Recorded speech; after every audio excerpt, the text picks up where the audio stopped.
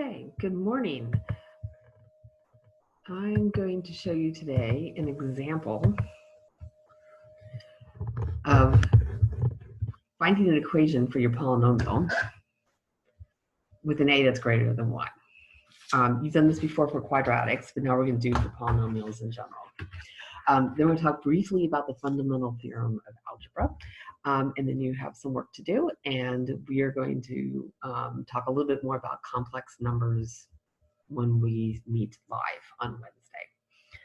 Okay, so the example I'm going to show you is actually problem 8-41 that is in your Math 3 Pre-Calc textbook. And the problems you're going to do for this assignment are in your Math 3 Pre-Calc. Math 3 textbook. Okay, so you have a polynomial. You know this is going to be an even polynomial.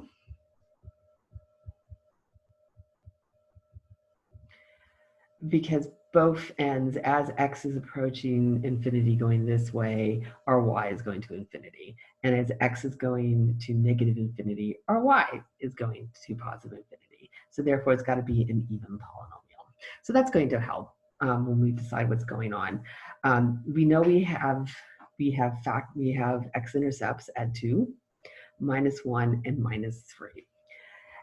When you're doing these problems, always just assume the lowest value. In other words, we're coming down here, we know one of our factors has to be x minus 2. It looks like a parabola, so just pick, we know it's going to have to be to a degree of 2. You don't have to think, is it a 4 or is it a 6? We know it has to be even, just pick the lowest one, so it's 2. We know it's coming back up. We know it's going to go and cross at x plus 1, that's our factor. It's going through, I'm just going to pick a 1. And then the last factor is going to be x plus 3. Get this up here. And that also has to be 1. If you add up our exponents, that's 4, it's even, that matches. So yay.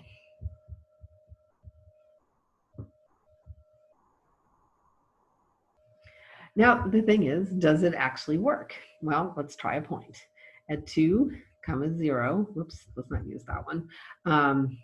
We do know it goes into, and this is in the problem, 1, 16. If I put a 1 in, do I get a 16 out? Let's give it a try. So I'm going to have -1 squared times 1 times 4.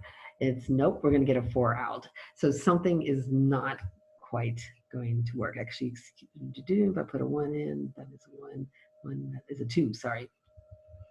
Something didn't look quite right. That's an 8.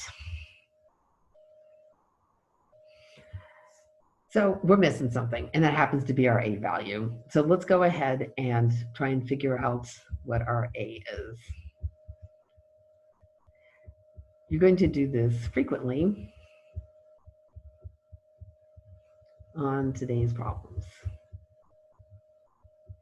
All right, so we're going to put a 1 in, and we should get a 16 out. A 1 minus 2 squared times 1 plus 1 times 1 plus 3. That's going to equal a times 1 times 2 times 4 equals 16. That's going to be 8. We're going to divide it. A equals 2. So there we go. We have 2. There is our polynomial with a stretch factor of 2. Hey, one of the questions, the problems you're going to work on today is going to walk you through is like, great, they gave us, we knew 1 point. The problem told us for sure 1 point. How many points do you really need to make sure this value is correct? Okay, so keep that in mind as you're working through these problems. The other thing I need to show you, and this is relating back to the work you did right before spring break. Let's make sure we get a few terms straight. Let's zoom in a little here. Okay, you've got x plus 3. X plus 3 is a factor of the polynomial.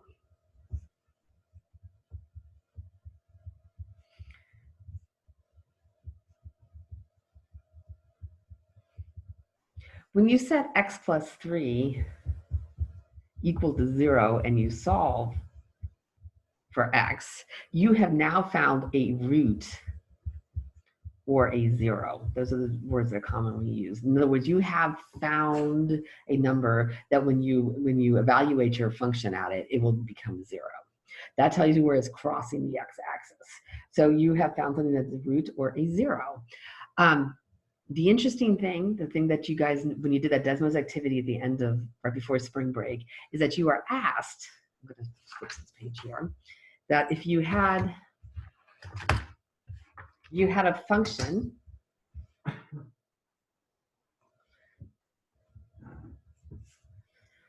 that looks something like this, and I'm just going to give it a 2, a 3. Could you put it into a form where you had x minus a times x minus b?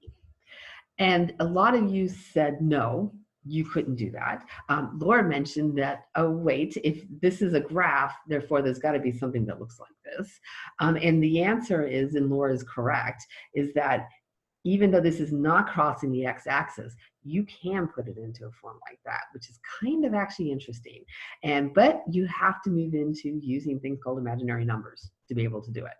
Okay, and we're going to talk about that during our live session.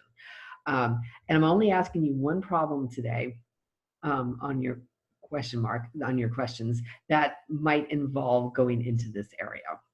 In other words, what's happening when all of a sudden we don't have where it's not obviously crossing the x-axis. What are these values of a and minus b? And the one little hint I'll give you is that because we have to start thinking about imaginary numbers, is that our imaginary number is called an I.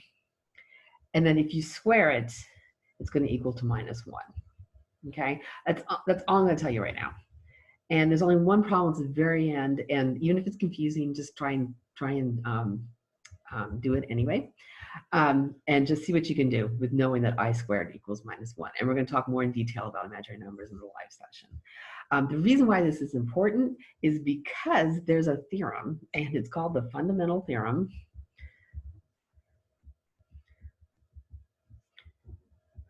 of algebra. Believe it or not, there's one fundamental theorem of calculus too, but of algebra. And basically it states, and you guys have been noticing that because when you've been finding the degree of a polynomial, you've been recognizing that, gee, that degree means there has to be that many roots or that many x-intercepts, or at least that's, you know, some of them are doubled, like when you're bouncing. If you got one that comes down here, that's going to be x plus 4 squared. But you've got yourself a double root right here. It's gone twice. So in other words, that's what the fundamental theorem of algebra is stating. It says that any polynomial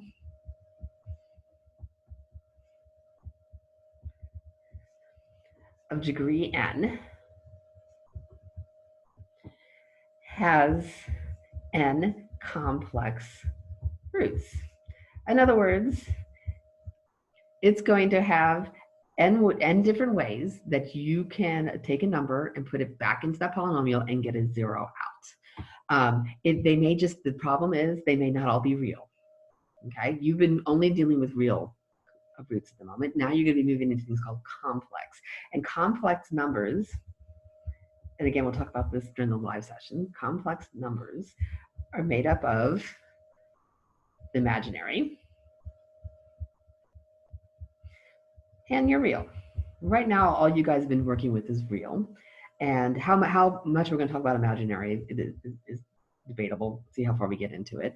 But the two of these combined make up complex numbers. And your polynomials will have, if you have a degree of 4 for your polynomial, you will have 4 roots. Some of them just may not be real. That's it. And that's where this polynomial is coming from. It does not have any real roots, but it has 2 complex roots.